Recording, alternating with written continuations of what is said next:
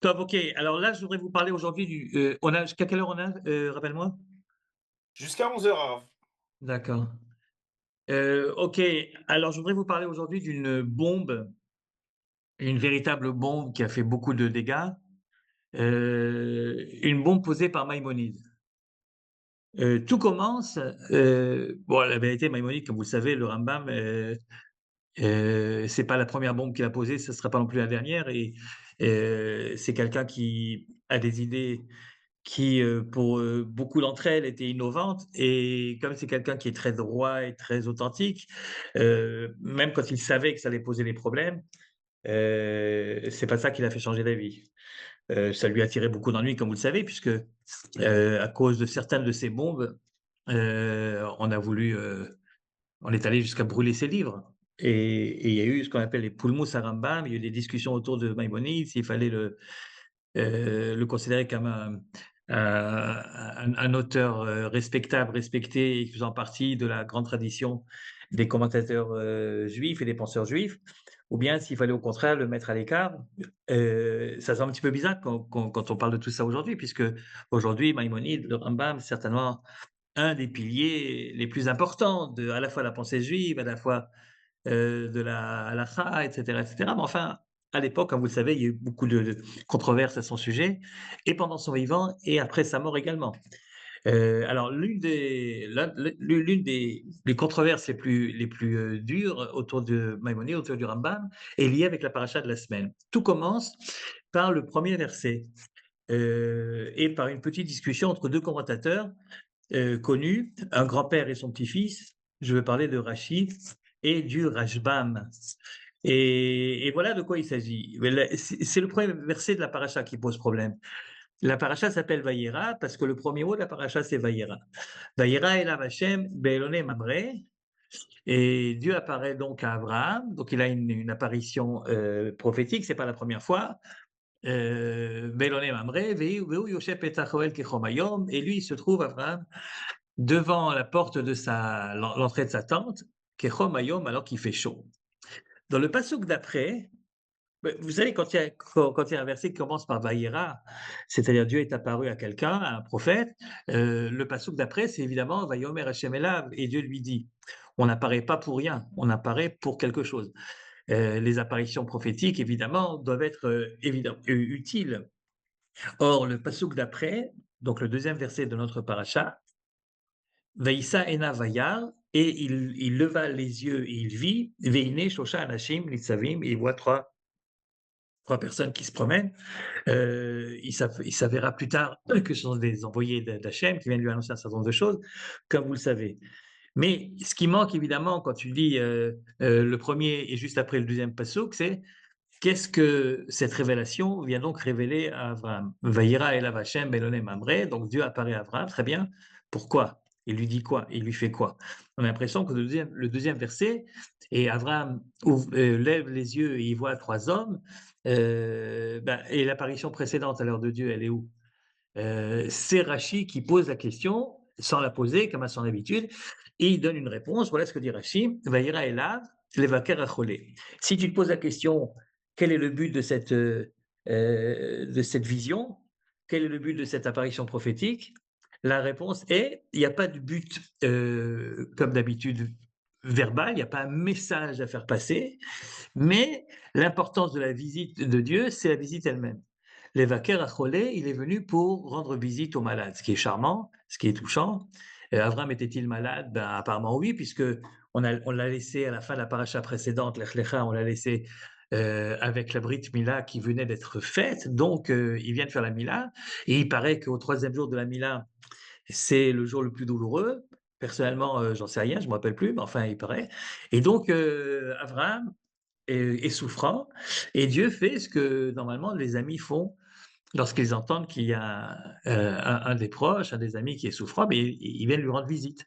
Donc, Dieu serait venu, non pas pour faire passer un message quelconque à Abraham, mais pour lui rendre visite. L'évaquer est acholé, l'évaquer est acholé, dit Rachi. Amar Rama, Rav Chama bar Chanina, et en effet, ça correspond bien à ce que dit Rabbi Chama bar Chanina, Yom Shlishi le Millato Haya, c'était en effet le troisième jour de la Mila, Uva Kadosh Baruch Hu Vesha'al Bo.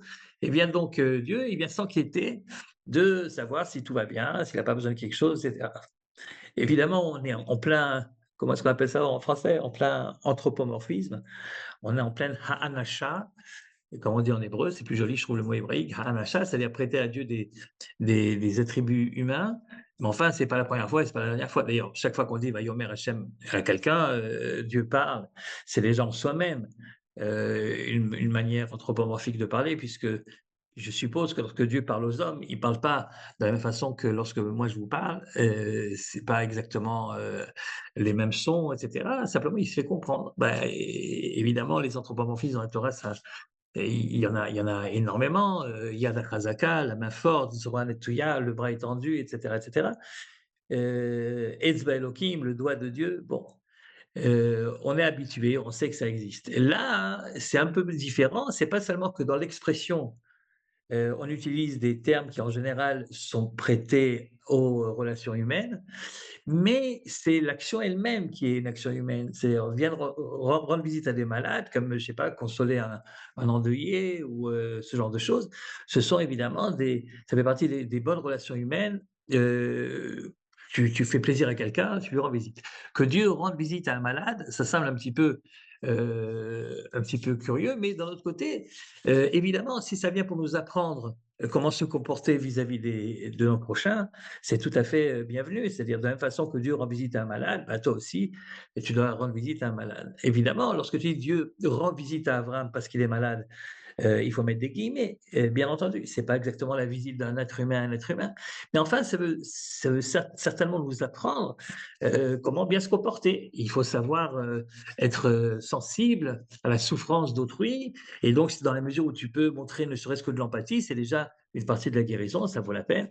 Biko Cholim, voilà, c'est ce que dit Rachi. Mais Rachi, vous comprenez bien que si il dit ça, c'est parce qu'il répond à la question, mais qu'est-ce qu'il lui a dit? Vaïra, et là, Hachem, Dieu lui est apparu. On s'attend à ce que le verset d'après, c'est et il lui dit, deux points ouvrez les guillemets. Or, il n'y a pas de il lui dit, deux points ouvrez les guillemets. Et donc, Rachid se sent obligé de nous raconter que ce n'est pas un message à transmettre à Abraham, un message verbal, mais c'est le fait même d'apparaître à lui quand il est malade. C'est ça le but de son apparition. C'est lui faire du bien, c'est rendre visite à un malade. Voilà ce que dit Rachid. Le Rashbam, et on verra plus tard qu'il n'y a pas que le Rashbam, certains l'ont précédé, mais le Rashbam, le petit-fils de Rachi, n'est pas d'accord avec son grand-père, comme souvent. Pour la petite anecdote, vous savez peut-être, ou sinon je vous le dis, que le Rashbam, qui est en fait un talmudiste, le petit-fils de Rachi, c'est un des Baalei Tosafot, c'est un des grands commentateurs du Talmud. Le Rashbam n'a écrit un commentaire sur la Torah que parce que il se trouvait présent lorsque son grand-père Rachi était agonisant, lorsqu'il était à deux doigts de mourir, et donc sur son lit de chevet, Rachi a dit, et le Rashbam a entendu, que s'il avait le temps, si Dieu lui en avait laissé le temps, Rachi, le grand Rachi, aurait réécrit un commentaire, mais cette fois-ci uniquement d'après ce qu'on appelle le pshat, d'après ce qu'on appelle le sens, comme on dit dans les bouquins savants, le sens obvi, c'est-à-dire la première, l'interprétation la plus simple, qui ne fait pas appel des éléments qui ne sont pas à l'intérieur même du verset ou du contexte du chapitre. Déjà, Rachi, dans le commentaire que nous avons, il nous annonce ça au chapitre 3 de Bereshit, verset 8, Rachid dit, et moi je viens que pour expliquer le sens premier du texte. Je viens pas pour raconter les midrashim. Et si je viens pour raconter les midrashim, c'est des midrashim très particuliers qui me servent justement à élucider quelques problèmes que nous avons dans le texte lui-même. C'est ça qui m'intéresse en tant que commentateur. Je me sers pas des versets, si vous voulez, pour vous apprendre un enseignement de morale. C'est pas mon but. Peut-être que quand je donne le cours à la yeshiva à 3 à mes étudiants, alors je peux amener des midrashim qui ont comme but un but de faire passer des messages éducatifs, mais lorsque je prends ma casquette de commentateur, dit Rachi, je ne fais que commenter le texte pour le rendre lisible. Et je ne cherche pas à me servir du texte pour faire passer obligatoirement des messages de morale, etc. Et donc, Rachi déjà au départ dit: «Moi je suis là pour le texte lui-même» et malgré tout, Rachi sent bien à la fin de sa vie que finalement le commentaire de Rachi n'est pas seulement, fidèle à ce qu'il avait annoncé au chapitre 3 de Bereshit, mais que de temps en temps, malgré tout, il se laisse entraîner par des interprétations qui ne sont pas obligatoirement celles du contexte lui-même. Et donc, il a dit avant de mourir, si j'avais eu le temps, j'aurais refait un commentaire, mais cette fois-ci uniquement d'après le Pshat. Rashbam, qui était présent, donc son petit-fils, a pris ça comme une sorte de testament, et donc il a réécrit, lui, il a écrit un. Rachid n'a pas eu le temps. On ne sait pas très bien ce qu'il voulait dire, Rachid. Ce qu'il voulait dire qu'il allait écrire un deuxième commentaire, ou bien est-ce qu'il allait remplacer son commentaire par un autre. J'espère qu'il avait l'intention de réécrire un deuxième et non pas de le remplacer, parce que sinon, on aurait évidemment eu la, j'allais dire la tragédie de ne pas avoir en face des yeux le célèbre commentaire de Rachi, qui est donc, comme vous le savez, le plus connu, le plus populaire, et certainement celui qui nous permet au moins de savoir ce qui se passe, quoi, de comprendre une première lecture. En tout cas, le Rajbam a pris ça sur lui et il a écrit ce fameux commentaire, cette fois-ci uniquement d'après le sens premier, d'après le Pshat, et donc évidemment, de temps en temps, il est en contradiction avec son grand-père. Et là, en effet, il est en contradiction avec son grand-père. C'est pas pour rendre visite à un malade, dit le Rajbam, que Dieu est venu voir Abraham, mais lisons le Rajbam, Vayera elav Hashem, comment? Shebao elav shlosha anashim, shayu malachim, par la venue sous l'aspect des trois hommes dont il s'avère par la suite qu'il s'agit d'envoyés d'Hachem, d'anges, chez Berbem et Komod, Kshenira Malach, Koreo Bilshan Shrina, et Rajban nous dit, ne lève pas ne lève pas les yeux au ciel parce qu'il y a écrit Vayira Elam Hachem, Dieu lui est apparu, et puis finalement ce sont des anges qui apparaissent et pas Dieu lui-même. Parce que, dit le Rajbam, ça arrive très souvent, que au lieu que finalement Dieu apparaisse sous la forme d'ange, et c'est pas une contradiction. Donc, Arbe Mekomot, il y a beaucoup d'endroits, Kshenira Malach, lorsque c'est un envoyé de Dieu qui apparaît, Koré ou Bilshan Shrina, on fait comme si c'était Dieu lui-même. Donc, vous comprenez la grande différence entre l'explication de Rashi et l'explication du Rashbam. Rashi dit qu'il y a ici deux choses complètement différentes qui n'ont rien à voir. Il y a une première apparition divine à Abraham, dont le but est de rendre visite aux malades, Bikur Cholim, et ça se termine à la fin du premier verset, fini. Et puis il y a une deuxième histoire qui est celle des trois malachim qui arrivent et qui n'a rien à voir avec le premier verset. Ça, c'est Rashi. Rashbam dit, mais non, pas du tout. Dieu est apparu à Abraham. Comment il est apparu à Abraham? Par l'intermédiaire des trois anges. En fait, c'est une seule et même histoire. Et si vous voulez, le premier verset de la paracha, c'est une sorte de titre.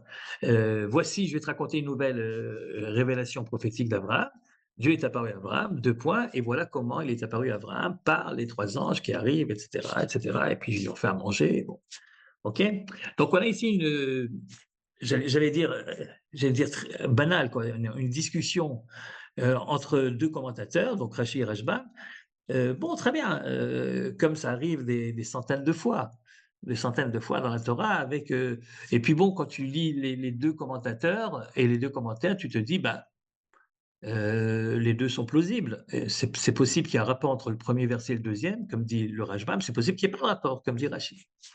Ça aurait pu rester là, et on n'en aurait pas fait tout un plat. Sauf que Rabbi Moshe Ben Maimon, le Rambam, va se servir de ça, enfin plutôt il va se servir de l'explication du Rashbam pour déposer sa bombe qui aura des conséquences énormes dans le monde de la pensée juive. Et voilà ce que dit Maïmonide. C'est dans Moreh Nevuchim, évidemment, c'est dans le Guide des Égarés. On est au deuxième partie de cet ouvrage philosophique, théologico-philosophique, au chapitre même Bet 42, et voilà ce que dit Maïmonide. Kvar bi'arnu, j'ai déjà expliqué, qui kol makom shenizkira bo re'iyat malach, o diburo, chaque fois que tu verras dans la Torah qu'un malach, qu'un ange apparaît, ou qu'il parle, même sans apparaître, ou qu'il parle, eh bien, sache que c'est dans une vision prophétique ou dans un rêve. Et voir Bahem, Au lieu de voir à Kol Shavé, que ça soit dit explicitement que c'est une vision ou pas, c'est pareil. Comment chez Kadam, Veda Zé, comment chez Kadam, Veda Zé, et sache cela, et comprends bien ce que je suis en train de te dire, va vine ou méod méod. Comprends-le bien, bien, qu'il n'y ait pas de malentendu. Et évidemment, là, tu sens que le Rambam a envie de te dire quelque chose qui, pour lui, en tout cas, est fondamental. Va vine ou méod méod. Réfléchis bien à ce que je te dis. C'est pas juste comme ça. C'est très important. Pour moi, le Rambam a l'air de dire, pour moi, c'est un des fondements de la foi juive. Et en effet, il continue pour pouvoir clarifier sa pensée, pour que les choses soient bien claires, qu'il n'y ait pas de malentendu, il continue à mettre, j'allais dire, les pieds dans le plat et il dit la chose suivante. ואין הפרש בין שיכתוב תחילה שהוא מלאך או יהיה הנראה מן המאמר תחילה שהוא חשבו איש מבני אדם, ואחר כך בסוף העניין יתברר לו שהוא מלאך. Ça n'a pas de différence si dès le départ on t'annonce qu'il s'agit bien d'un ange qui apparaît, ou bien si au début, comme ici dans le cas d'Avram, ou bien si au début tu as l'impression qu'il s'agit d'être humain, et c'est seulement après coup qu'on te rappelle, qu'on te dit, qu'on te signale que les gens, en fait, c'était des malachim, mais pas des hommes. Ça change rien, dit le Rambam, que ce soit dès le début ou que ce soit au milieu, c'est toujours pareil. C'est toujours pareil. Achar shetimtsa sof ha'inyan, à partir du moment où tu trouveras à la fin de l'histoire, qu'Izeh Hashem nir'a, que celui qui est apparu, Pédiber et qui a parlé, Hayam Alach, c'était un ange, Teda, il faut à ce moment-là que tu comprennes, que tu saches, Vetahamet, Shemitrilat ha'inyan, Hayam Mareh Anvoa, que tout ça, depuis le début, c'était une vision prophétique, Or Chalom Shel Nevoa, ou un rêve prophétique. Quelle différence entre une vision prophétique et un rêve prophétique? Eh bien, un rêve prophétique, c'est quand le prophète il dort et il a une vision en dormant, comme par exemple Yaakov lorsqu'il est à Bethel et qu'il rêve de cette fameuse échelle où en effet il voit là-bas des anges, ok? Ou que ça soit, alors quand c'est une vision prophétique, c'est lorsqu'il est resté éveillé, mais qu'il a éveillé une vision. Ok. Suite.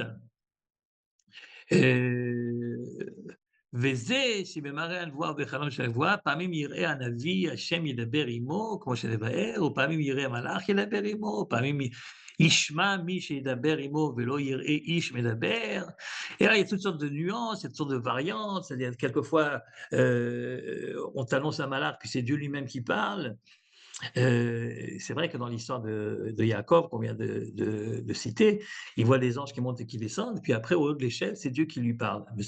Mais bon, ça ne change pas, c'est une variante simplement. Tout ça, ça se fait dans un songe, dans une vision. Ou bien, quelquefois, tu as l'impression que,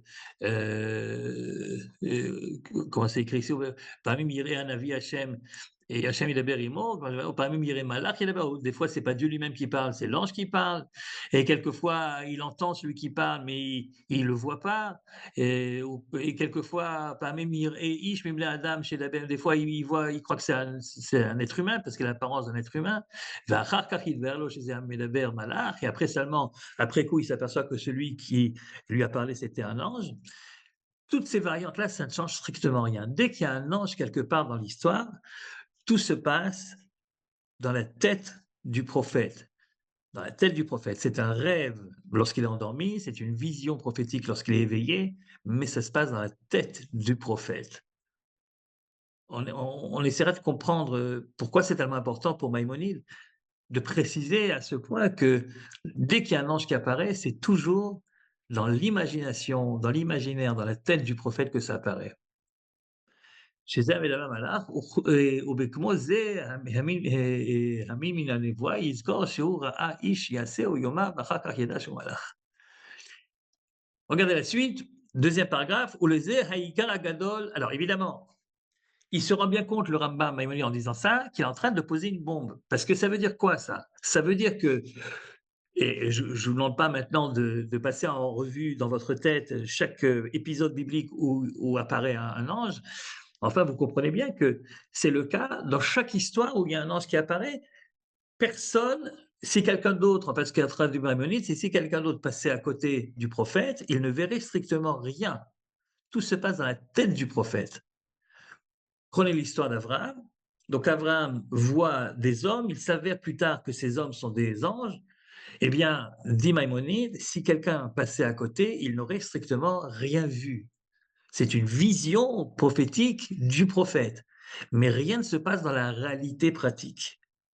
Vous comprenez ce que ça veut dire? Ça veut dire que tout ce que tu as appris sur Abraham qui reçoit les anges et qui leur donne à manger et Sarah et cetera, tout ça, ça s'est pas passé dans la réalité. C'est dans la tête d'Abraham que ça se passe. Évidemment que c'est une bombe. Évidemment que ça remet en question, tout ce qu'on a appris quand on était à l'école, quand on était au jardin d'enfants, quand on était à l'école primaire et secondaire et cetera. On a toujours appris que, par exemple, cette histoire, de la paracha de cette semaine, du début de la paracha, ça s'est passé dans la réalité. Et vient le rabbin, il dit: «Non, ça s'est pas passé dans la réalité puisqu'il y a un ange». S'il y a un ange, c'est que c'est dans la tête d'Abraham que ça se passe. Tout, c'est toute l'histoire se passe dans la tête d'Abraham. Se rendant compte qu'il est en train de remettre ici en question, tout ce que la majorité d'entre nous ont appris depuis qu'ils sont tout petits, le Rambam essaye, j'allais dire désespérément, de trouver un makor, de trouver une source quelque part dans le monde du Talmud, de la Torah Sheba'al Peh, pour pouvoir s'y raccrocher. Et à force de chercher, il a trouvé. Vous direz vous-même si cette source est une source euh, probante ou bien si elle est un petit peu tirée par les cheveux. En tout cas, voilà ce que dit le Rambam, Velese Ikar Agadol. Et ouais, j'ai ici une remarque, on y reviendra. Ou les Ikar Agadol, Nata Echad Min HaChachamim. Et à ce principe que je viens d'énoncer, sache qu'il y a un des Chachamim qui l'avait adopté. J'aime bien le terme qu'utilise Maïmonide, Nata, il penche, il y a un des Chachamim qui penche vers là, ça ne dit pas expressément qu'il dit ça, mais enfin il penche vers là. Vegadol Migdoléem, et c'est pas n'importe qui, c'est un des grands parmi les grands, et c'est Rabbi Chia Gadol. Puisque Rabbi Chia Gadol, à propos du verset, de notre paracha, Vaïra et la Vachem Belone Mamré, Dieu est apparu à Abraham dans la plaine de Mamré, כי כאשר הקדים כלל, והוא שהשם נראה אליו, התחיל לברר איך הייתה צורת ההיראות ההיא, ואמר שתחילה ראה 3 אנשים, ורץ, ואמרו, ונאמר עליהם. Comment est-ce que tout ça, nous dit Rabbi Chia Gadol, comment est-ce que tout ça, cette apparition a eu lieu vraiment? Eh bien, par l'intermédiaire des 3 anges qui sont arrivés. Vous remarquez donc le Rashbam qu'on a vu tout à l'heure, le petit-fils de Rachi, son explication finalement, c'est pas lui qui l'a réellement le premier inventé, mais il s'est servi donc de Rabbi Chia Agadol sans le citer, mais enfin, tu vois bien que c'est la même idée. Rabbi Chia Agadol, qui a précédé évidemment le Rashbam de plusieurs siècles, c'est lui, Rabbi Chia, qui a dit qu'il n'y a pas ici, comme Rachi l'avait prétendu, 2 histoires différentes qui n'ont rien à voir. Une première apparition qui serait pour rendre visite à un malade, point, et une deuxième apparition qui commencerait à partir du verset 2 où les malachim arrivent, mais qu'il s'agit de la même histoire, une seule et même histoire. Dieu est apparu à Abraham. Comment? 2 points, par l'intermédiaire des malachim. Et le Rambam se sert de ça pour dire ce qu'il vient de dire, pour dire que tout ça, c'est un rêve prophétique, c'est quelque chose qui n'a pas eu lieu réellement dans la réalité. Pourquoi le fait d'adopter l'explication du Rashbam ou de Rabbi Chia Gadol, c'est une preuve pour Maïmonide? Parce que tout le monde sait que Dieu lui-même, on ne peut pas le voir.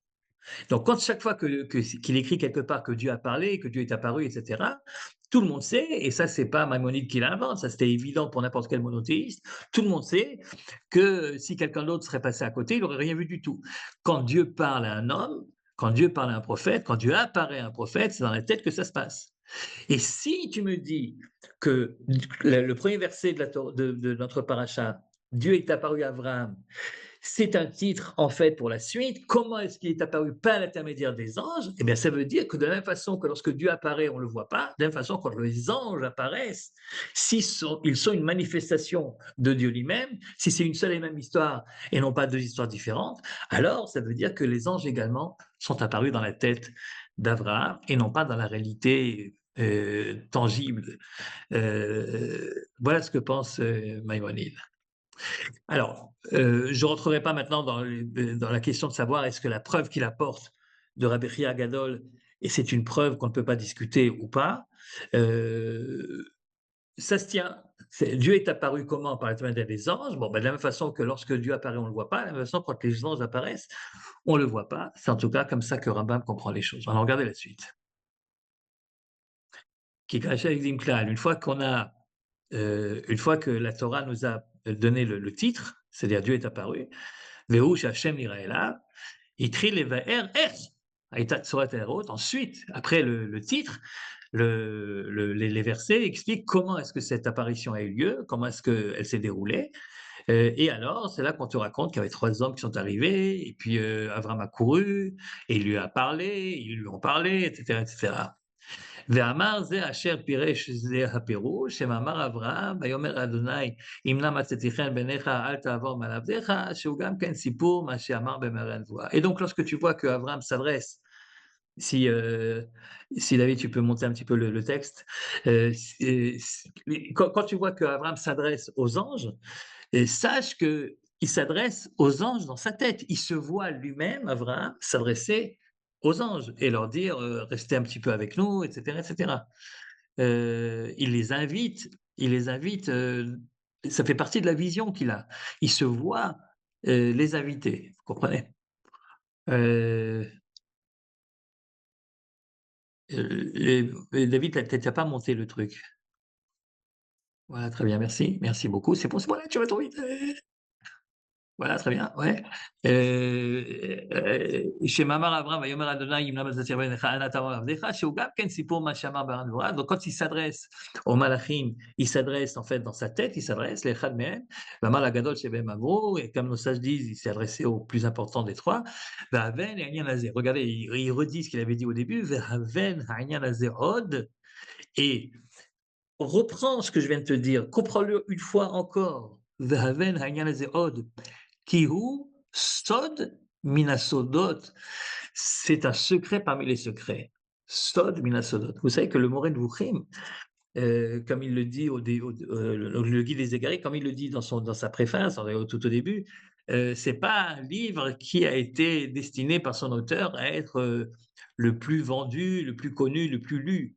Il écrit pour un public très précis, et il le dit lui-même, si jamais il y en a qu'un pour qui ce livre est important, ben ça me suffit. J'ai pas l'intention avec ce livre de faire un best-seller. Voilà ce que pense le Rambam. Et donc, certains pensent que justement, ça veut dire que c'est pas un livre à mettre obligatoirement entre toutes les mains. Mais ça ne veut pas dire que le Rambam dit ici des choses auxquelles il ne croit pas. Et sinon, il n'aurait pas dit des sod mina sodot. C'est un secret parmi les secrets. Ça veut dire qu'il y croit profondément, qu'il n'a pas de possibilité de voir un malach dans la vie réelle. Et évidemment, donc, ça signifie que le malach ne mange pas, ne boit pas. Le malach, l'ange, étant une émanation de la divinité, de même que la divinité est entièrement spirituelle, de même son émanation est entièrement spirituelle. J'allais rajouter, le Rambam ne le dit pas, enfin je le dis à sa place, j'allais rajouter que le fait que Dieu puisse prendre une apparence humaine, c'est du christianisme. En tout cas, je suis persuadé que c'est ce que le rabbin pense. C'est du christianisme. Il a le droit de dire que c'est de l'idolâtrie. D'ailleurs, vous savez qu'il pense que le christianisme est une forme d'idolâtrie. C'est-à-dire qu'il n'y a pas de possibilité pour Dieu de prendre une forme humaine. C'est pas, si tu le vois avec une forme humaine, c'est que tu le rêves. Mais ça ne veut pas dire que le rêve n'est pas important, ça ne veut pas dire que c'est réellement un rêve prophétique. C'est un rêve prophétique qui a évidemment son importance et même peut-être davantage que s'il était dans la réalité réelle, puisque dans l'imaginaire, Dieu montre aux prophètes exactement ce qu'il veut montrer dans tous les détails. Donc chaque détail est important, chaque détail est symbolique. Mais ça reste un rêve éveillé peut-être, mais un rêve quand même. Et personne d'autre n'aurait pu voir les trois malachim si ce n'est Avram lui-même. Aïe, aïe, aïe, aïe, aïe, aïe, aïe. Je suis persuadé que vous êtes en train de passer en revue les différentes occurrences d'anges qui existent dans la Torah ou dans le Nach et dans le reste de la Bible également. Et vous vous dites, mais enfin, est-ce que vraiment ils pensent que ça, c'est également un rêve, et ça aussi, et ça aussi, et ça aussi? Ben oui, ben oui. Le Rambam est très cohérent là-dessus. Chaque fois, ben alors chaque fois qu'il y a un ange, c'est dans la tête que ça se passe. Ça pose évidemment de graves problèmes, comme vous allez voir tout de suite. וכך אומר עוד, et ainsi je dis également, וכך אומר עוד בעניין Yaakov. Et alors il donne un deuxième exemple, à part les anges qui arrivent chez Abraham, le deuxième exemple, c'est l'exemple de Yaakov. Vous vous rappelez, Yaakov se bat avec un ange. Alors au début, il croit que c'est un homme, c'est écrit avec Ish. Imo, c'est un homme qu'il a attaqué lorsqu'il était la nuit, vous vous rappelez, quand il revient de chez Lavan et qu'il est prêt à rentrer en Eretz Israël, il a passé le fameux Nahal Yabok. Et à ce moment-là, il est attaqué par un homme. Et à la fin de l'histoire, il s'avère que cet homme-là, c'est pas vraiment un homme, puisqu'il en connaît trop. Puisqu'il lui dit: «Tu t'appelleras plus Jacob, tu t'appelleras Israël, et cetera. Laisse-moi partir parce que le soleil se lève, et cetera, et cetera». Donc, c'est un ange. Ben, si c'est un ange, c'est que Jacob ne s'est pas battu physiquement, réellement, avec lui. Regardez. Vechen Omar. Et ainsi, je dis également pour l'histoire de Jacob, lorsque c'est écrit qu'un homme s'est battu avec lui. Shou Betsurat, allez voir. C'était une vision prophétique. Achar Shilber Bachrona, puisqu'à la fin de l'histoire, tu t'aperçois chez Malach que c'est un ange. Oh, Kenyan Avram, c'est exactement comme pour Avram. Béchavé, Acharigidim, c'est pour Klali, puisqu'au début, il écrit Vaïre, là, Vachem. Et puis après, il écrit les vers Echayazé. Après, on t'explique comment ça s'est passé. Vechem Yaakov, Amar Ve'evgou Malach Elohim. Et d'ailleurs, pour Yaakov aussi, c'est un petit peu écrit avant. Les anges l'ont rencontré. Vachaka écrit les vers Ech. Et après, on t'explique comment ça s'est passé. Et puis, c'est cette histoire-là où il s'est battu avec l'ange. Erkarad, chez Pagou, beau, jusqu'à ce qu'ils l'ont atteint. ואמר שהוא שלח שלוחים, הוא פעל ועשה, ויבטא יעקב לבדו, וזו מלאכי אלוהים, הנאמר עליהם תחילה. Et lorsqu'il se bat avec cet ange à la fin, c'est ce qu'on avait annoncé au début, que les anges l'ont rencontré. Dans notre cas, et c'est ça le combat, Vadibour, Koulol, tout ce combat, ces paroles qu'ils ont échangées, tu s'appelleras plus Jacob, tu s'appelleras Israël, laisse-moi partir, non, je ne te laisserai pas, donne-moi une bracha, enfin, vous vous rappelez toutes ces discussions qu'ils ont tous les deux. Eh bien, tout ça, c'est dans la tête que ça se passe. Vous allez me dire, vous allez me dire, mais enfin, n'est-il pas écrit qu'il boitait à son réveil? Alors c'est marrant parce que je suis persuadé à 100% que Maïmonide a anticipé cette question. D'ailleurs, ceux qui vont l'attaquer là-dessus, évidemment, vont pas manquer de lui dire: «Enfin, comment est-ce que ça se fait qu'il boite?» Mais bon, si j'avais été à la place du Rambam, et je suppose c'est pour ça il ne mentionne même pas cette question, c'est parce que pour lui, c'est pas une question. Bien sûr qu'il boitait réellement dans la réalité, mais comme ça nous arrive à nous également, lorsqu'on fait un rêve qui est particulièrement agité, ouais, on peut très bien se retrouver après, au bas du lit. On a on a bougé, on a rêvé, il y a une interaction, si vous voulez, entre les rêves et la réalité. Ça peut arriver. Vous rêvez, par exemple, je ne sais pas moi, qu'on sonne à votre porte, et qu'on n'arrête pas de sonner, et puis finalement ça vous réveille. Quand vous vous réveillez, vous voyez que c'est pas la porte qui a sonné, c'est le réveil d'à côté qui a sonné. Mais c'est-à-dire qu'il se peut très bien qu'il y ait une connexion entre le monde du rêve et le monde de la réalité, mais ça ne veut pas dire que ce que tu as rêvé, ça s'est passé réellement. Non, justement, c'est pas comme ça que ça s'est passé.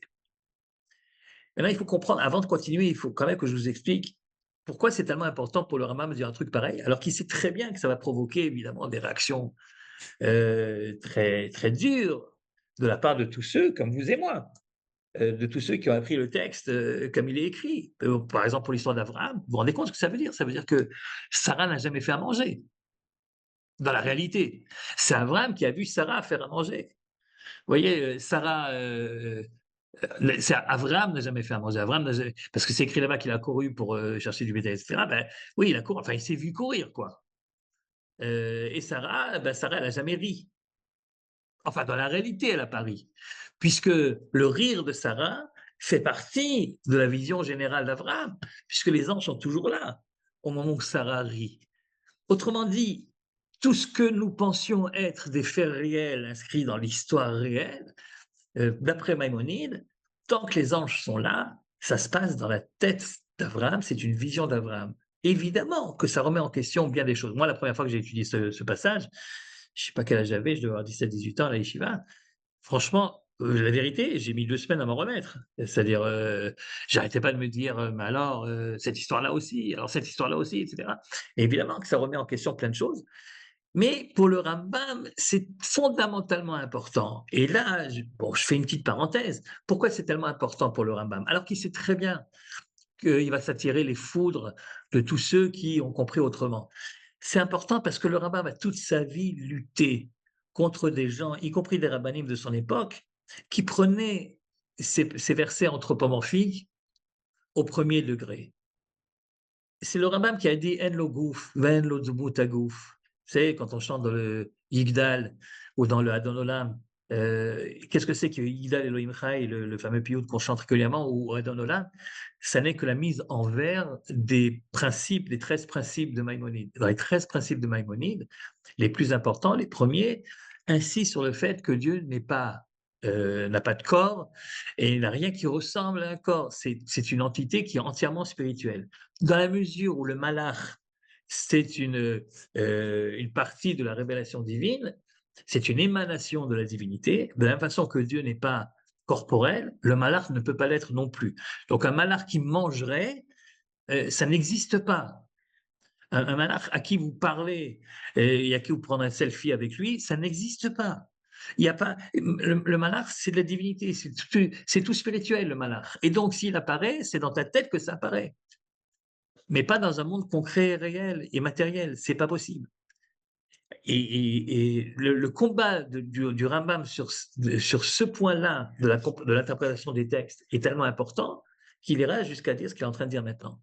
Il luttera contre certains qui croyaient que Yad HaChazaka, c'est la main de Dieu vraiment, etc. Alors aujourd'hui, évidemment, tout le monde sait que Yad HaChazaka, c'est une manière de parler. À l'époque, certains pensaient qu'il fallait prendre au premier degré. Et bien, de la même façon que Yad HaChazaka et Zoran et Touya, la main forte et le bras étendu, c'est une manière de parler, mais certainement pas, Dieu n'a pas ni main ni bras. De la même façon, les anges, pareil. Les anges n'ont pas de corps, de corps et n'ont pas d'apparence matérielle, c'est absolument impossible. Et si tu vois que Yaakov boitait à la fin de sa révélation prophétique, il vaut mieux expliquer, de toute manière que tu veux expliquer, qu'il a boité parce que dans son rêve, il s'est agité puis il s'est fait mal. Il vaut mieux ça, même si ça a l'air un petit peu tiré par les cheveux, que de dire qu'il s'est vraiment battu avec un ange dans la pratique. Je continue. Vezei Tavkut Vadibour Kulo Bemaren Voa, et le combat. Qui c'est qui me dit? Il y a quelqu'un alors, je sais pas qui c'est, Anne. C'est profondément rassurant, je quand même le dit. Ouais, si vous voulez, c'est rassurant, ouais. Je sais pas ce qui vous rassurait pas avant qu'il ne le dise, mais on verra peut-être tout à l'heure, en effet. Je pense en effet quelque chose de rassurant dans ce qu'il dit. Vezei Tavkut Vadibour Kulo, et la bagarre et la parole, il parle toujours de Jacob, et Maren voit, tout ça, c'était une vision prophétique. Et alors, il va plus loin, et c'est aussi pour ça que les gens lui en ont voulu, c'est-à-dire ils ne se contentent pas de donner un ou deux exemples. Regardez ce qu'il dit. Vechen inyan Bil'am, ainsi pour l'histoire de Bil'am. Je vous rappelle que Bil'am, le prophète des nations, au début, on vient le chercher pour qu'il aille maudire Israël, donc Balak vient le chercher, et puis il lui envoie des gens pour ça, et puis Bil'am lui dit, bah écoute, t'es bien gentil, mais moi, je ne peux dire que ce que Dieu me demande de dire, sinon je ne peux pas. Et donc, il vient une deuxième fois, etc. Bon, finalement, il y va quand même. Et là, vous vous rappelez cette fameuse séquence assez incroyable où tu vois Bilham sur une ânesse, sur son ânesse, et tout à coup, l'ânesse voit en face d'elle un malach. Et non seulement elle voit un ange, mais elle voit un ange avec une épée. Et le plus drôle, c'est que Bilham ne voit pas l'ange. Et il frappe l'ânesse. Et au bout d'un moment, l'ânesse parle. Moi, ce qui m'a toujours frappé dans cette histoire-là, c'est pas tellement que les ânesses parlent, parce que les miracles, on en a vu d'autres, mais c'est que Bilam lui répond, comme si c'était normal que l'ânesse se mette à parler. Donc l'ânesse parle à Bilam, elle dit: pourquoi tu me bats? Est-ce que je t'ai jamais fait du tort? Est-ce que je t'ai déjà désobéi une fois? Au lieu de me battre, tu aurais mieux fait de te demander pourquoi je quitte le chemin et je vais d'un endroit à un autre. Et c'est à ce moment-là donc que Bilam voit à son tour le malach en question, qui lui dit ce qu'il lui dit. Enfin bon, on va pas raconter toute l'histoire de Bilam. Et le Rambam dit, mais tu crois vraiment que dans la vie pratique, il y avait un malach que l'ânesse aurait vu et que Bilam n'aurait pas vu? Certainement pas. L'ânesse n'est pas plus prophétesse que Bilam lui-même. L'ânesse n'a pas parlé. Bilam a vu l'ânesse parler. Dans sa vision prophétique, Bilam a vu d'abord, première séquence, qu'il y a un malach que lui ne voit pas et que l'ânesse voit. Tout ça, c'est son rêve à lui. Il se voit lui-même aveugle, ne voyant pas le malach que son ânesse voit. Son ânesse se plaint à lui, il lui répond, et à ce moment-là, il voit le malach lui-même. Mais tout ça, toute cette séquence se passe dans la tête du Bilam. C'est une vision prophétique. Quelqu'un d'autre serait passé à côté, il n'aurait rien vu du tout, ni malach, ni ânesse qui parle. Alors, bon, c'est possible en effet que ça soit rassurant, pour reprendre l'expression de l'une d'entre vous. Pour certains, c'est possible aussi que ce soit très perturbant pour d'autres. Ça remet évidemment en question plein de choses et puis tu peux même te dire plus que ça, tu peux même te dire si ces passages-là de la Torah ne sont pas à prendre au 1er degré, qui me dit que d'autres passages sont, oui, à prendre au 1er degré? Et où va la limite? Mais là, attention, la limite est très claire pour Maïmonide. Quand il y a un malach, c'est une vision. Quand il n'y a pas de malach, c'est pas une vision. Donc, n'allez pas exagérer ce que Maïmonide dit. Ne lui faites pas dire ce qu'il n'a pas dit. Il n'a pas dit que certains miracles qui sont écrits est à prendre au sens figuré, ou c'est au 2e degré, que la mer Rouge, par exemple, s'est jamais ouverte. Il n'a pas dit ça. Il a juste dit que l'apparition d'un ange, c'est quelque chose qui n'existe pas dans le monde réel, parce que l'ange est une émanation de la divinité et donc c'est une entité entièrement spirituelle. Voilà ce qu'il dit. Regardez la suite.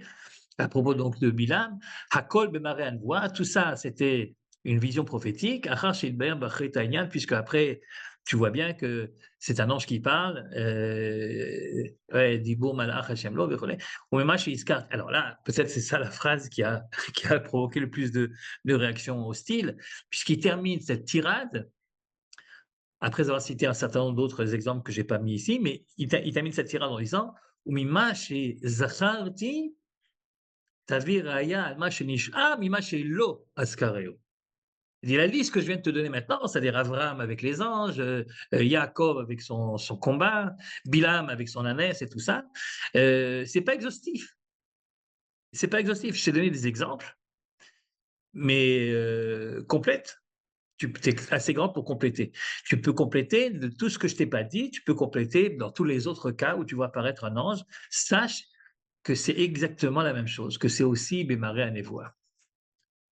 Grosse bombe de Maïmonide, qui a évidemment fait provoquer beaucoup de réactions et même de gens qui sont très proches de lui au niveau de la pensée et qui l'ont défendu chaque fois qu'il était attaqué.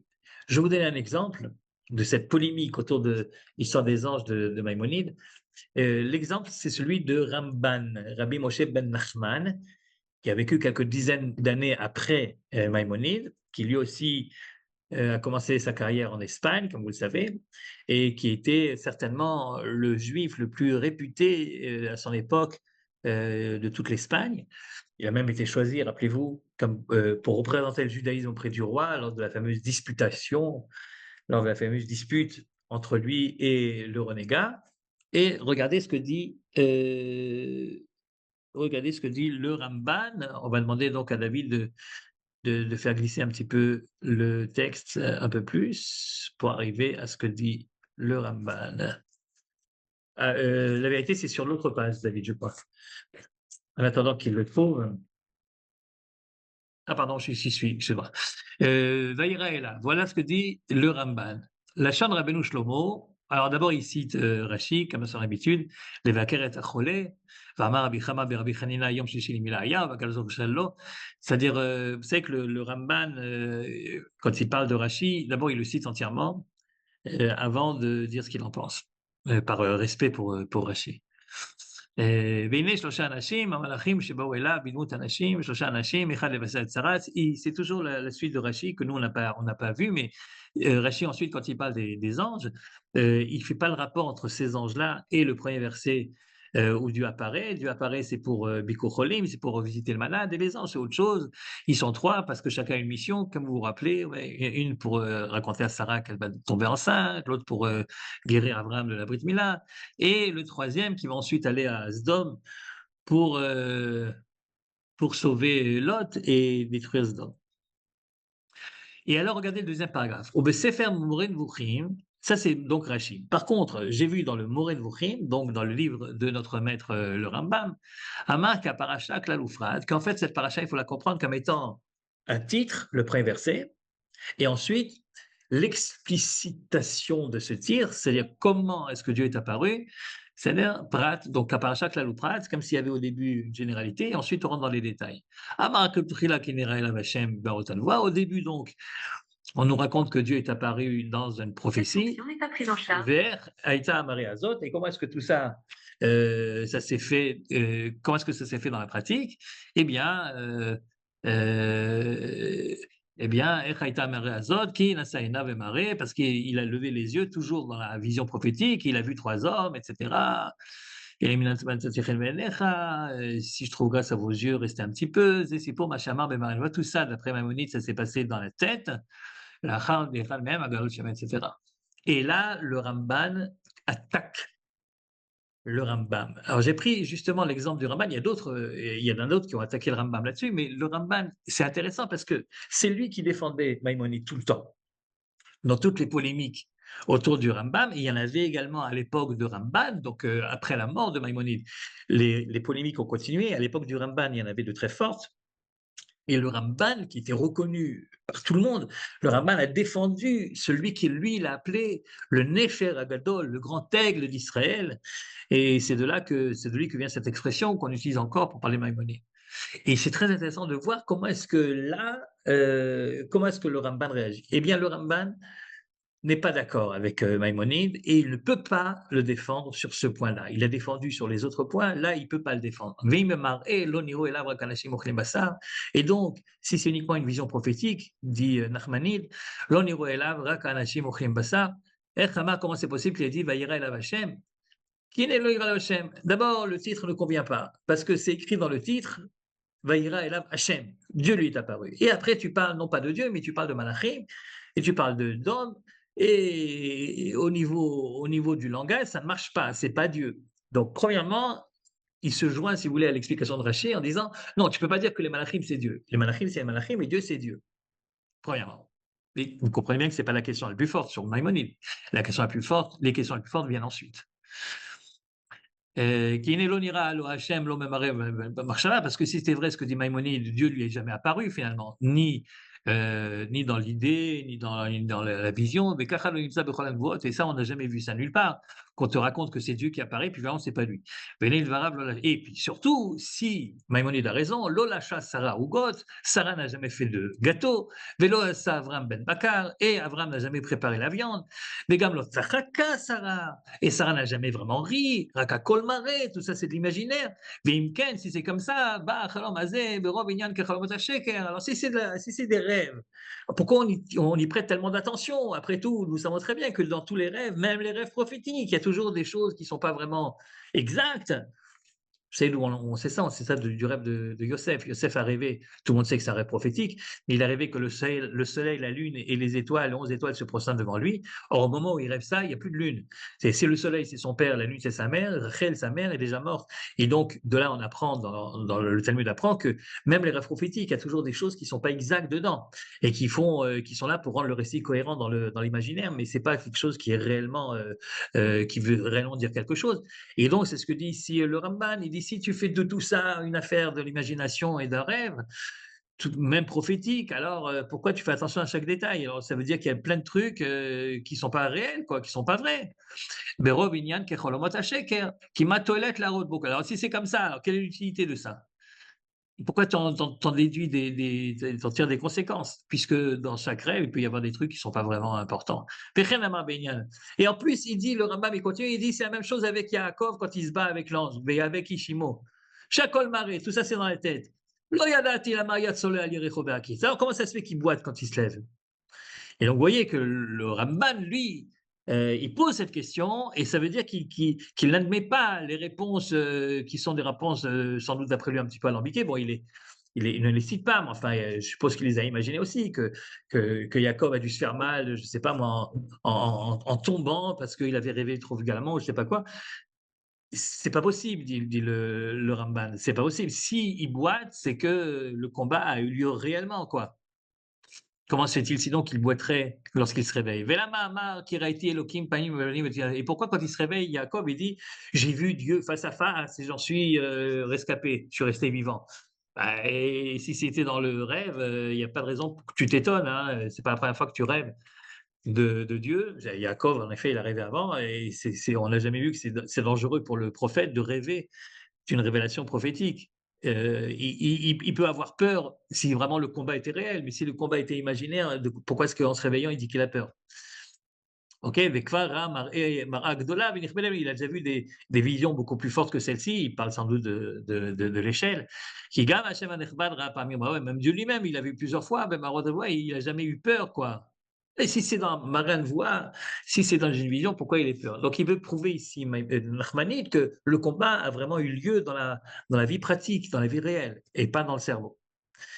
Les filles, Nachmanide, quand il pose des questions, il pose des questions de plus en plus fortes, euh, de plus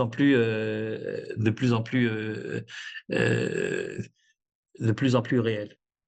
Il a commencé par les petites, puis il les a mis par les fortes. Regardez, les filles d'Atozot, et d'après ceci, d'après son idée, il serait que l'Omar qui baignait Lot. Alors là, c'est marrant parce que Rambam Maïmonide n'a pas cité l'histoire de Lot, et le Rambam cite l'histoire de Lot. À mon avis, c'est la preuve la plus forte pour Nachmanide contre Maïmonide.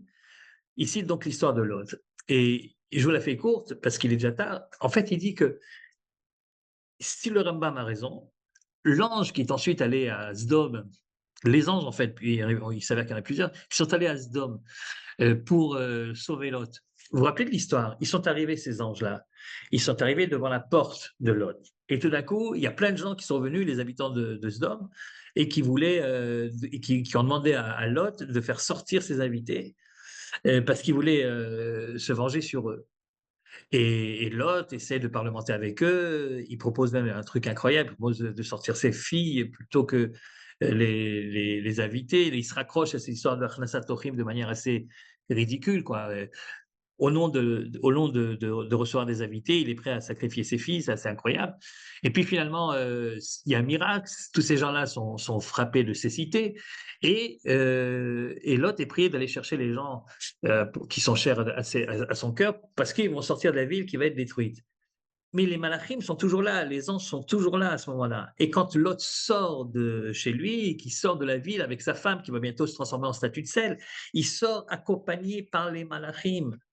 Et il continue à parler avec eux. Et les malachim lui disent va ici, et l'autre il dit je veux pas aller là-bas, je vais m'arrêter à ça, etc. Mais tout ça, si les malachim sont présents et que Maïmonide a raison, tout ça, ça s'est fait dans la tête de Lot. Ce qui est beaucoup plus difficile à accepter que le simple épisode de Avram qui reçoit des gens, vous comprenez? Parce que ici, la ville de Sdom a vraiment été détruite dans la réalité. Regardez comment est-ce qu'il amène cette question qui est fondamentale. Mais il file à Tozod, après ça, il s'arrête le marquin ben Yalot, il est obligé de dire ça également pour l'autre, qu'il oboa malachim el beto, donc la vérité, ils ne sont pas vraiment venus chez lui à la maison. Velo afalem matzot, vayochelu, donc l'autre n'a pas non plus préparé des matzot pour eux. Aval kol et tout ça c'est la vision. Vimi ale et l'autre les malat maréan voix. Et si tu veux dire que d'après Maïmonide, l'autre est un prophète suffisamment important pour avoir des visions prophétiques, Comment, comment peux-tu transformer les gens de Sdom, qui sont des gens méchants, comme dit le verset, comment tu peux en faire des prophètes qui ont des visions prophétiques? Parce que Ramban les comprend que d'après le Rambam, eux aussi, ils ont pas été confrontés réellement avec ces gens-là, mais ils l'ont vu dans leur vision. Quoique le Rambam certainement aurait répondu à ce moment-là, c'est pas eux qui ont vu dans leur vision les anges rentrer chez Lot, c'est Lot qui, dans sa vision à lui, a vu que les gens ont tambouriné devant sa porte. Et dans la pratique, ça voudrait donc dire que personne n'a tambouriné finalement devant la porte. Mais alors c'est pire, dit Nachmanide, regardez la suite. Qui leur a dit que Lot a reçu des invités? Vimakol marot nevuato chez Lot. Et si tu dis que c'est Lot qui a inventé tout ça, qui a vu tout ça dans son imaginaire, et va yitsu amalekha. Alors comment t'expliques la suite? Que les malachim l'ont poussé dehors. Kum kachetishtécha, va vite prendre ta femme. Et il lui dit, Imalet alafshecha, fuis, vinena satipanecha, vechol parasha kula, kula mar, quoi, tout ça, ça s'est fait dans la tête de Lot. Veisher Lot Bisdom, alors ça veut dire que Lot il est resté à Sdom, il n'est jamais sorti. Et vient la phrase la plus véhémente, je crois, que Nachmani a dit un jour sur le Rambam qu'il estime tant. Il dit Ve'eli dvarim sotrim akatu. Ce que vient de dire Maïmonide, c'est des choses qui contredisent le texte lui-même. Asur les shom'am, on n'a pas le droit de les écouter. Afkil amin bahem, à plus forte raison, on n'a pas le droit d'y croire. Vous avez devant vous, chers amis, une polémique énorme sur les anges. Sont-ils perceptibles dans le monde réel ou bien à chaque fois qu'ils apparaissent, c'est le monde imaginaire? Vous avez donc Maïmonide contre Nachmanide, ou plutôt Nachmanide contre Maïmonide. Et je vous laisse évidemment le libre arbitre de vous sentir plus proche de l'un ou de l'autre. Mais en tout cas, c'est important que vous sachiez que sur cette idée fondamentale, il y a une grande polémique autour de ce que dit Maïmonide. Et je voudrais juste terminer. Je ne prends pas position évidemment entre ces deux géants du monde rabbinique, mais je voulais juste dire que je comprendrais beaucoup ceux qui disent que, que, que le fait que Maïmonide dise ce qu'il a dit, ça soulage un certain nombre d'entre nous. Ça soulage parce que c'est vrai qu'il y a un certain nombre de passages dans la Torah qui semblent, non pas tellement que le miracle, de nouveau, qu'il y ait des miracles, ça, nous le savons, si Dieu a créé le monde, il peut également en changer les règles quand ça l'amuse, quand il en a besoin. Il n'y a pas ici de remise en question de la possibilité du miracle, mais il y a malgré tout une volonté de restreindre. Certainement, ça provient d'une logique de rationalité. Vous savez que Maïmonide était donc un grand rationaliste, et de dire, faites attention, la tendance que nous avons à prêter à Dieu des attributs humains, à le rendre trop proche de nous, à faire de ses envoyés des gens à qui on peut parler, qu'on peut serrer la main, qu'on peut donner à manger, etc. C'est très grave, c'est une sorte de pente dans laquelle nous commençons à dégringoler. On ne sait pas où ça va s'arrêter. C'est le début de ce qu'on peut appeler une idolâtrie finalement, et donc il faut faire très attention à tout ça. Cette idée très rationnelle qu'a le Rambam d'envisager l'existence des anges est quelque chose qui peut certainement, je suis persuadé, en rassurer plus d'un dans un monde qui est un monde qui depuis 2 siècles est plutôt rationaliste. Ceci dit, je comprends très bien également la pensée de ceux qui, comme Nachmanide, pensent que ce qui est le début d'une pente et qu'on ne sait pas où ça va s'arrêter, c'est précisément ce que le Rambam a ici osé faire, c'est-à-dire à prendre un texte et à nous dire que il ne faut pas le prendre au premier degré. Ça s'est évidemment passé, mais pas réellement dans le monde réel, mais uniquement dans l'imaginaire. Quand tu commences à dire des choses pareilles, où est-ce que tu dois t'arrêter? Évidemment, c'est également difficile. Mais enfin, c'est important de savoir qu'il y a deux possibilités, qu'on peut être un bon juif en s'identifiant avec la pensée de Maïmonide, et on peut être un très bon juif en s'identifiant à la pensée de Rabbi Moshe ben Nachman. Je vous souhaite une excellente semaine. Oh, Daraba, Arabe. Arabe, est-ce que vous avez encore une minute pour les questions? Je vois qu'il y a Aaron qui a une question, Arabe. Alors, Lot aussi a pu avoir une vision prophétique, il fallait sortir de ça. Oui, évidemment. Ouais, ouais, mais enfin, bon, ça devient un peu compliqué avec Lot. Et ça devient un peu compliqué parce que sa femme, elle, s'est retournée en arrière. Est-ce qu'elle a vu également la vision? C'est juste Lot qui a tout vu? Est-ce qu'il a vu sa femme se retourner? Est-ce que finalement. Enfin, c'est compliqué. C'est-à-dire, on va dire comme ça. Non, non, non. Non, La question de Lot est plus, à mon avis, est plus forte que les questions qu'on pouvait poser à propos de l'affaire de Jacob ou l'affaire d'Abraham. Avec Lot, c'est quand même, parce qu'il y a ici une interférence beaucoup plus marquée entre ce qui serait une vision et le monde réel où Sodome est détruite vraiment et la famille de Lot quitte effectivement la ville. Donc c'est là que ça devient un peu plus compliqué. Arabe, il y a 2 questions et 1 minute. 3 questions, 1 minute. Ah, une question de Aaron. Aaron, ta question? alors, Maram, Ken, Oui. est-ce qu'on peut légiférer une halakha d'après un rêve? Pardon? Parce que comment on peut expliquer que je dis, est-ce qu'on peut légiférer, est-ce qu'on peut faire descendre une halakha d'après un rêve? Si, Ah, ouais, si le rêve est prophétique. on Oui, a oui, non. la halakha de ne pas manger, le guide à nager, le Yaakov, il a été Ouais. blessé. Mais si c'est un rêve, on n'a pas besoin de descendre une halakha par rapport à ça. pourquoi pas? C'est-à-dire, si le rêve est un rêve prophétique, alors évidemment que les détails également peuvent être tellement importants qu'on peut en sortir une halakha. Je vous signale d'ailleurs que l'inverse est vrai aussi, c'est-à-dire, vous savez qu'il y a toutes sortes de questions, et certains disent que nos patriarches ont respecté toute la Torah avant même qu'elle soit donnée. Or, dans la paracha de cette semaine, quand Abraham reçoit les anges, il leur offre un festin où il y a du lait et de la viande. Et certains posent la question, mais comment c'est possible? Mais d'après Maïmonide, évidemment, cette question de la halakha n'existe plus, parce que c'est dans la tête, évidemment, dans l'imaginaire, tu peux rêver avoir du lait et de la viande, et c'est pas un problème. Donc, en fait, ça va dans les deux sens. Mais ce qui se passe avec le guide Anaché, c'est que c'est écrit explicitement. Après la fin de la vision prophétique de Yaakov, c'est écrit, et à cause de cette vision prophétique, enfin, il n'y a pas écrit le mot vision prophétique, mais pour Maïmonide, à cause de cette vision prophétique, ok, eh bien, depuis, on a l'habitude, pour s'en rappeler, de pas manger du nerf sciatique. Mais pourquoi pas? C'est pas parce que c'est une vision prophétique que tu peux en tirer toutes les conséquences, à la fois morales et à la fois ilchatiques. C'est très possible. Alors, est-ce que vous avez le temps encore pour deux petites questions, Rav? Je sais pas. On essaye. Question de Yocheved. Quelle est votre question? Oui, Rav Kling, je vous remercie. C'est une gageure maintenant, dans moins d'une minute même, de poser des questions après l'intervention que vous avez faite. Donc, je vais vous écrire. Je vous remercie. C'est juste un point, placer Maïmonide dans le contexte de son époque, du Ouais. rationalisme et de la vie de la communauté en Espagne à l'époque, en confrontation avec la communauté, avec les musulmans et le christianisme. Donc, ma question va porter là-dessus et ça va être dans un courriel. Ok. Question de Jimmy. Jimmy, dernière question. Ouais, Ouais. très rapidement, comment vous faites pour expliquer le fait que tout ça, c'est la névoie de Moshe Rabbeinu? Donc, en fait, tout ça, c'est dans la tête de Moshe Rabbeinu. Parce qu'à chaque fois, on dit c'est la névoie d'Abraham Avinu. Après, on dit c'est la névoie à l'époque de Lot, etc., etc. Mais toute la névoie elle-même, c'est la névoie de Moshe Rabbeinu. Donc, en fait, Quoi? Moshe n'a fait que retranscrire ce que Dieu lui a dit de retranscrire, mais il est très possible que les événements passés dont Moshe se fait le rédacteur au Sinaï, que ces événements-là se sont réalisés au moment où ça s'est réalisé, avec ou non une prophétie. C'est-à-dire, c'est pas parce que Abraham voit une prophétie et que Moshe la rapporte que c'est Moshe qui a vu cette prophétie d'Abraham.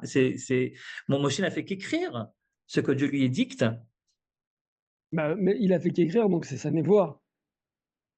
Enfin, ok, si tu veux, c'est-à-dire Dieu lui dit, voilà ce que tu dois écrire. C'est-à-dire maintenant, ce qu'il est en train de relater, ça peut très bien avoir eu lieu réellement, comme pense Nachmanide, ou dans la pensée, comme pense Maïmonide. Ça n'a rien à voir. Je pense pas qu'il y a ici c'est pas parce que c'est Moshe qui a rapporté tout ça que ça voudrait dire que l'un ou l'autre des deux a plus raison. Vous voyez, je pense pas. Je vois pas en quoi vraiment les choses sont liées. C'est vrai que c'est Moshe qui a eu une révélation prophétique pour toute la Torah. Azma. Et alors, ça ne veut pas dire qu'à l'époque d'Abraham, c'était ou pas une révélation prophétique. C'est deux problèmes indépendants, je pense. Ok. Très bien. Rav Kling, Toda Rabba, Merci Shavua beaucoup. Tov.